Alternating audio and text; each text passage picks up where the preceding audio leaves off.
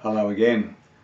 I've reintroduced myself to you as Greg Deuble, and as the author of the book They Never Told Me This in Church. And in this particular session I'd like to address the issues in the book and its story a little bit better for you, so that you can be a bit better acquainted. In case you are thinking of buying it and reading it, it'll just give you a little bit of an idea and insight. They Never Told Me This in Church, as I mentioned, was quite a costly journey for me.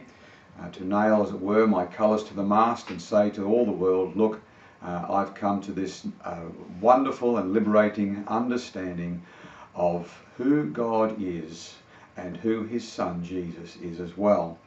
They Never Told Me This in Church, as I also mentioned earlier, was initially retailed and sold by Australia's probably best known Christian outlet chains, Christian bookstore outlets.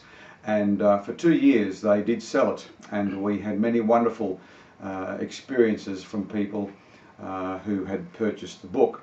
In the introduction to the second edition, I give the story that warms my heart in particular, about a Christian pastor who had been ministering full-time for over 50 years within Australian churches in his particular denomination, and he'd also been a well-known author and a world-travelled evangelist, so he was no small fry in the sea. He has had a very large, impactful Christian ministry as a pastor. And on this particular day, towards the end of the period when this major Christian outlet was going to withdraw my books, he walked through the shelves in the last days when that opportunity was there, and he felt strangely impressed upon his heart as he walked out the door to turn back and look at a particular shelf. And there he saw my book, and he somehow again felt impressed in his heart, no doubt by the Spirit of God, that he had to purchase the book, which he did. Took it home, and as they say, the rest is history, because the book completely revolutionized his whole understanding as to what the Bible's testimony is concerning this critical matter as to God's own identity. One of my own greatly loved uncles, also, who had been immersed for many, many years as a Roman Catholic, but had recently attended Protestant churches with his wife of many years. He also, as he read the book recently published, kept ringing me up all of the time and saying, Greg, the fog is disappearing. This is amazing. I cannot believe how wonderful and liberating and how simple really this message is, but it's changing my life. And I can tell you literally dozens and dozens of stories in the same way from people who've read these truths around the world. Wonderfully supporting of this, of course, as a whole host of others. I'm not just alone on this. I'm not just a lone ranger with Tonto perhaps, but there are many who are in this tradition. Sir Anthony Buzzard is the one particularly mentioned in the book that I've already talked about with my encounter with him initially, who started me along this journey.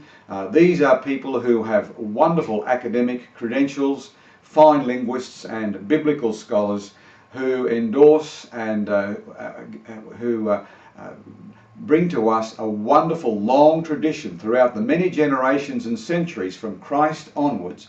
A story little told, a story little known, but there have always been many people who have believed this.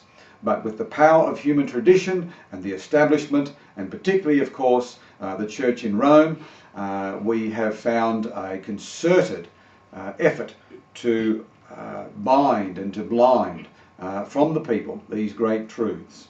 We have a lot of church speak, a lot of Greek philosophy, a lot of communication that really is quite misleading, and so we're trying to dispel the fog, as my uncle said, and to bring people to a wonderful understanding in their walk of faith with God. Now the book itself, as you'll notice, is divided up into a number of similar type chapters, each starting with the word another.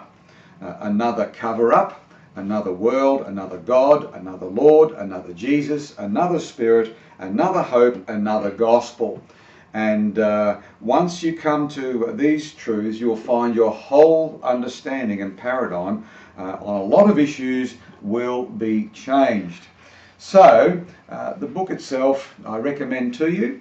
The way I came to write it, as I say, was a matter of heart conviction, and I send it out with the understanding and the knowledge that it has already impacted many lives, and we've been blessed by their testimonies.